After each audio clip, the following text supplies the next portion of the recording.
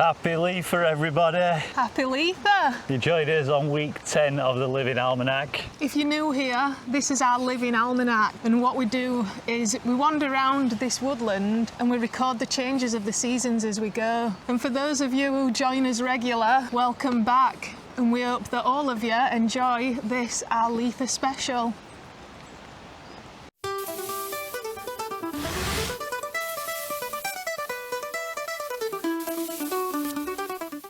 Oh, they've finally cut it.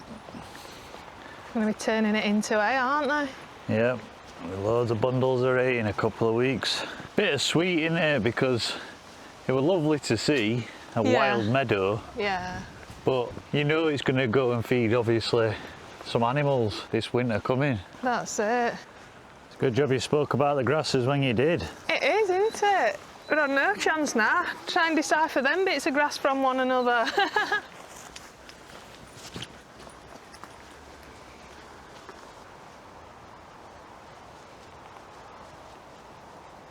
So we saw this plant last week, but we couldn't identify it. Google Lens wouldn't tell us, but it's swarming with activity. If any of you guys know what this is, let us know in comments below. What plant is this? It's got some really lush dark green, mint leaf looking type leaves. Here, look what we've got just here, Jay.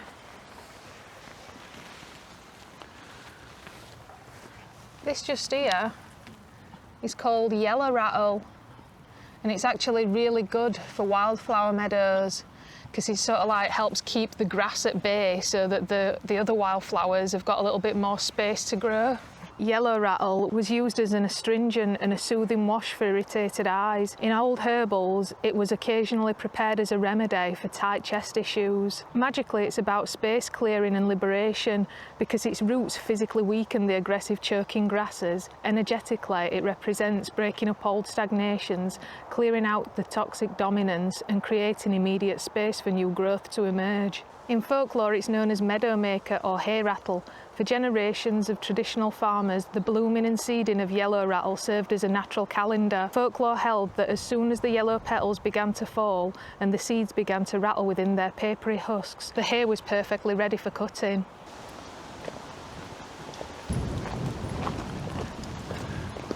It's a bit windy blow. It is.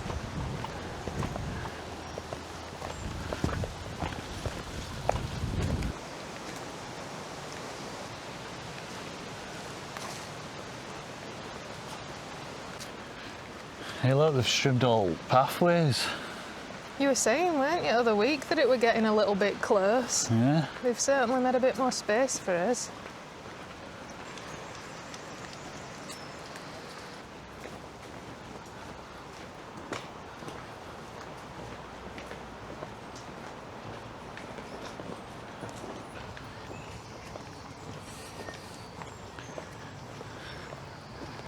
It's a lovely day.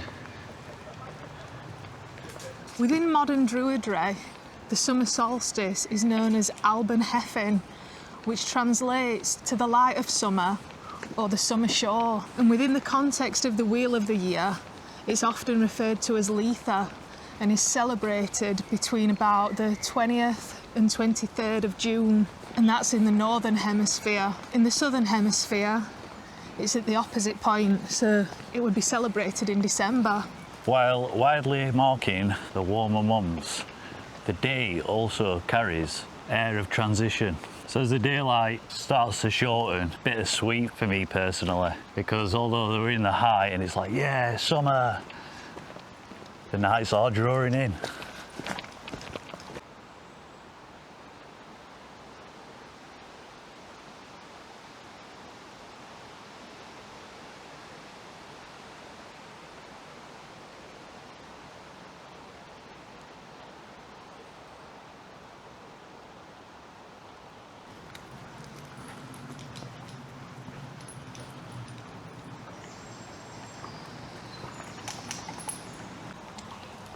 So much better now there's no Litha laws. I wonder if we'll see that can of Red Bull. Probably find it further downstream.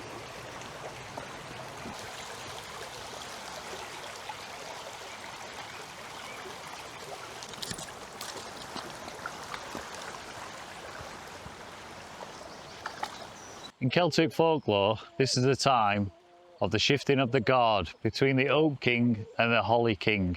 It's at the summer solstice that the Oak King is at the peak of his power, but it is also the exact moment that he is defeated by the Holly King, who takes his crown and makes the long march towards winter. Within the Ogham, oak, also known as dua, is the Ogham for this time in June, and it signifies the doorway into the second half of the year. Within folklore, carrying an acorn is said to bring good luck in business and in interviews, and catching an oak leaf in mid-air promises health in the coming year. Celebrating Litha is all about honouring the sun, fertility and nature's abundance. In ancient traditions, they used to light a large bonfire on top of a hill. This was to represent the power of the sun and bring good luck and prosperity to the people.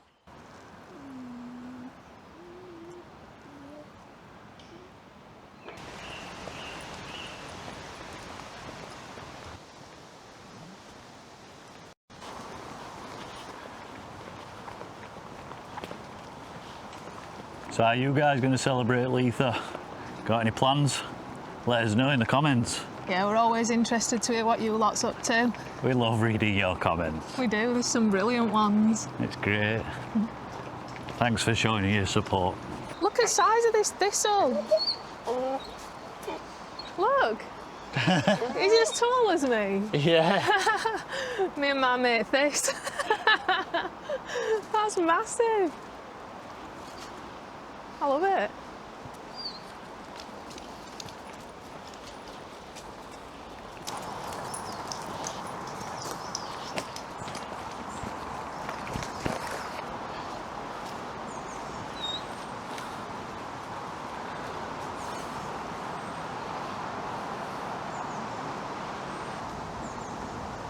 Hello.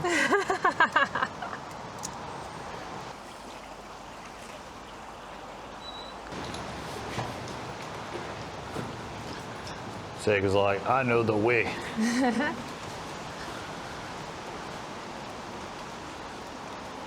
Ash tree bit looks for it.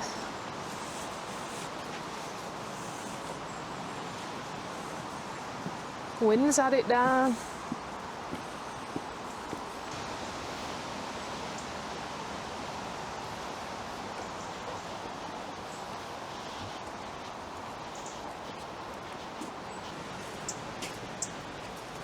Hello, little Robin. May I film you? Cute.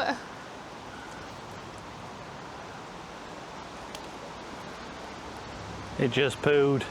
Did it? It's very round.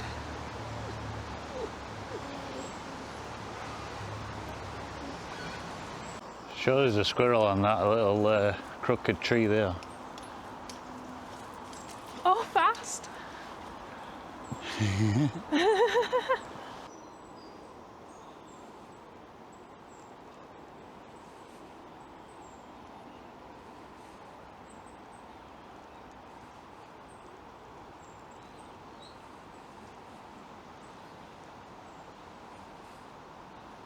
wonder if we're going to get lucky on Litha with his robin box. Oh, that'd be nice.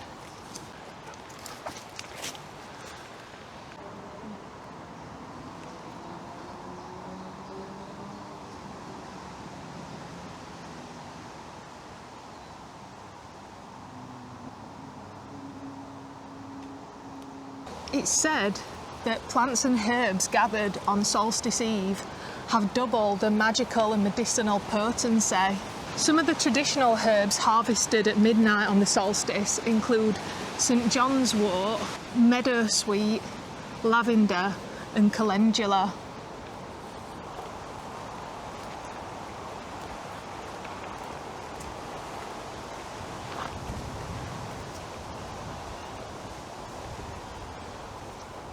Remember them Oxeye Daisies from last week?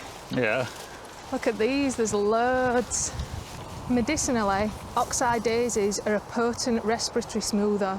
The leaves and flowers calm chronic coughs, and externally a poultice of bruised plant reduces inflammation and speeds up the healing of angry bruises. Magically, they're associated with the lens of clarity, It cuts through emotional noise and deception, anchoring your perception in unvarnished truth. And within folklore, it's known as the moon daisy or thunderflower.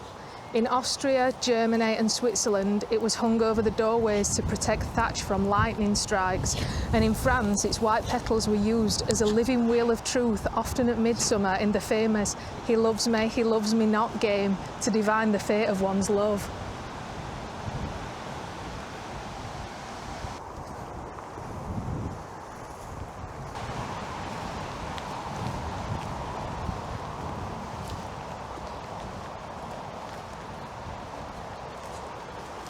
Midsummer's Eve was also considered to be when the veil was very thin. It was believed that the Fae and the spirits walked this land with abundance. And because the barrier between worlds is lowered at this time of year, midsummer has long since been a time for fortune telling, love spells and dream divination. Hi, Big Beach. Hi, Big Beach. Fancy a brew? I sure do.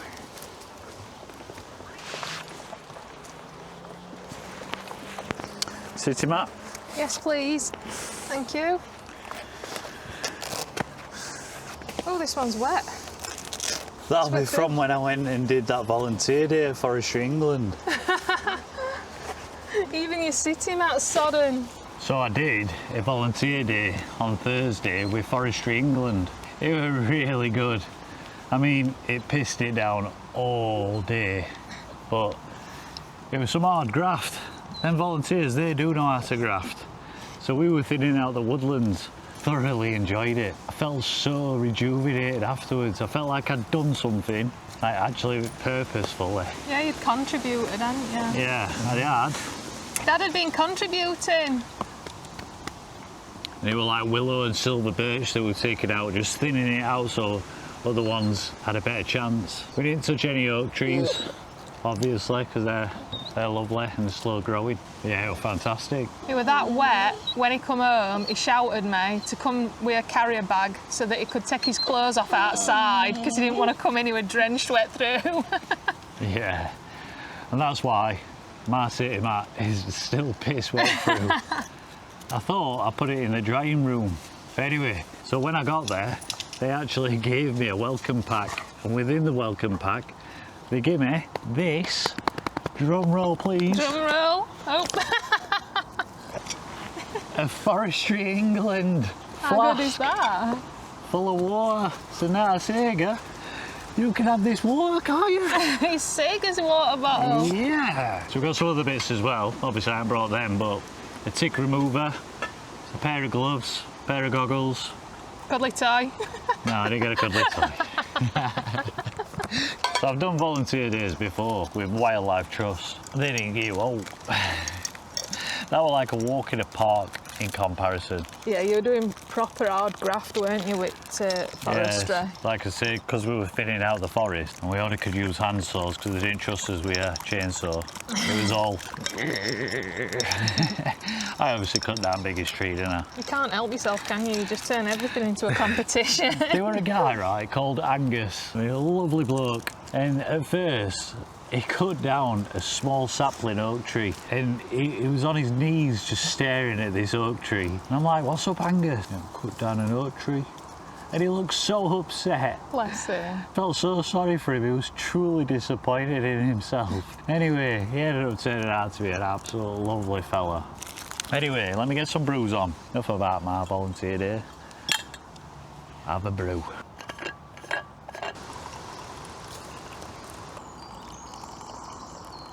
There you go, madame. Thank you.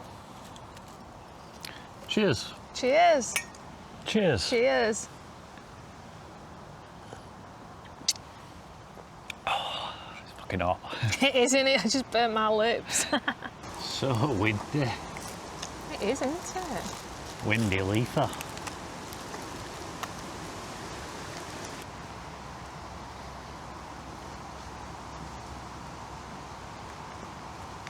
We're having beech nuts rain down on us, aren't we?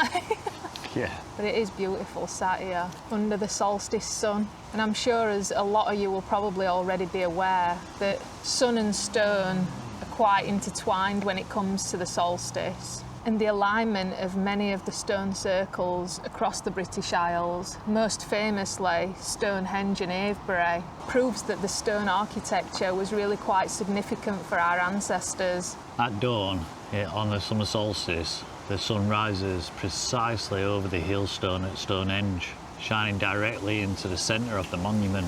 Modern Druid groups all gather at these ancient hubs to catch the first rays of the solstice sun, welcoming the solar energy at its absolute maximum velocity. Now is time for us to give thanks to the sun, whose elevation is now complete. This is a time for us to give gratitude and celebrate this festival of joy, the power and strength of the sun and the richness of the earth. We sit present in the balanced energy of the season and connect with the grounding, centering qualities of the sun. We integrate all aspects of ourselves as the time of coming together for all is now.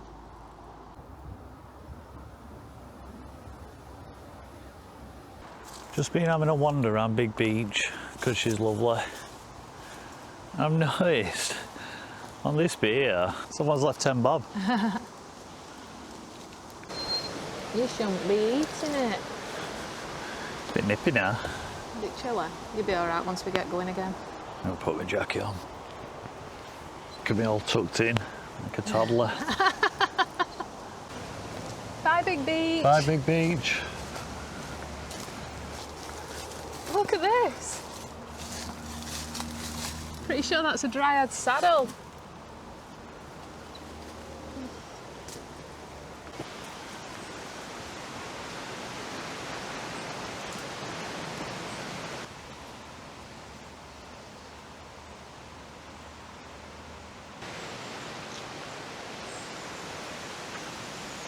On one of those weeks, Living Almanac, you might remember, we put up a bug hotel. I think it's just up here. Yeah, that's strange, Laws. It looks like it's empty at bottom. Oh, it does, doesn't it? There's a big hole here, though. I wonder if that's something to do with it.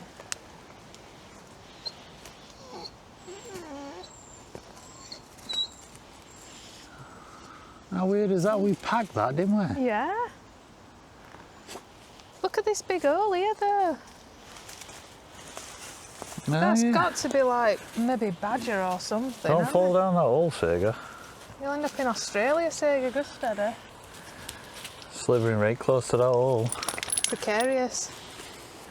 If anybody's good at animal tracking, give us some idea. Is this, could it be badger? Well, you can see obviously all earth Yeah. is, Can't see any bunny poos near it, which bunnies would normally be pooing. they've definitely been digging because this is lovely, lovely soil. Don't know. Maybe they buried something and come back for it. But yeah, we covered that with everything, with moss, all sorts. And now it's empty at the bottom. How odd.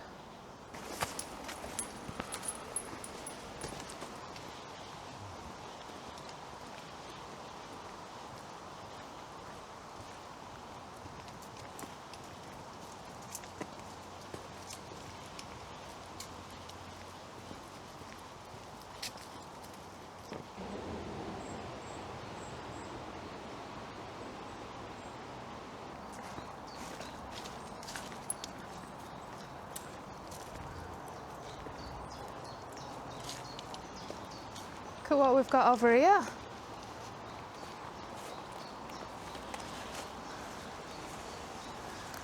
Look at that for a specimen. This is a Hart's tongue fern.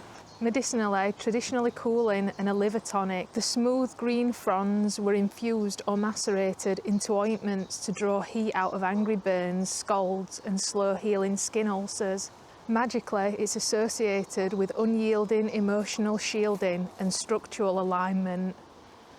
Unlike the delicate divided ferns, its tongue-shaped leaves are singular and leathery, representing a fixed internal compass, clarity of speech and the power to remain completely unchanged by external chaos. Country folklore gave the name Hart's tongue, believing that its long, smooth fronds resembled the tongue of a deer, also known as a hart, a sacred animal of the deep woods.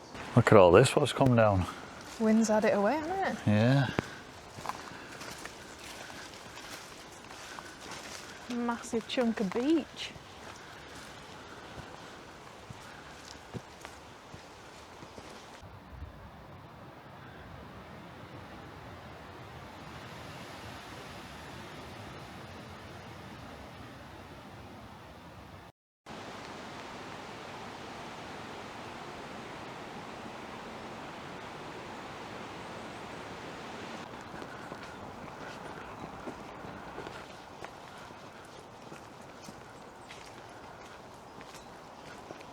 Here we've got bracken. Historically, the boiled roots were used as an astringent wash for wounds and to expel parasites. However, modern medicine has since recognised that the fronds are highly carcinogenic, so that one's best left to the history books. However, magically, it's associated with invisibility and hidden ancient knowledge. Standing in a dense midsummer bracken patch represents physical camouflage, deep ancestral grounding, and stepping entirely out of the social world. Within folklore, because the fern seeds are invisible to the naked eye, it was widely believed that at the stroke of midnight on Midsummer's Eve, collecting these seeds would grant the gatherer the power of invisibility.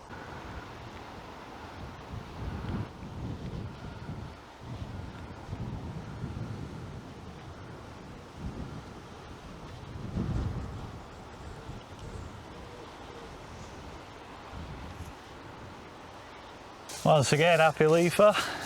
We hope you have a good one. Hope you've enjoyed this one. See you next time. Stay tuned.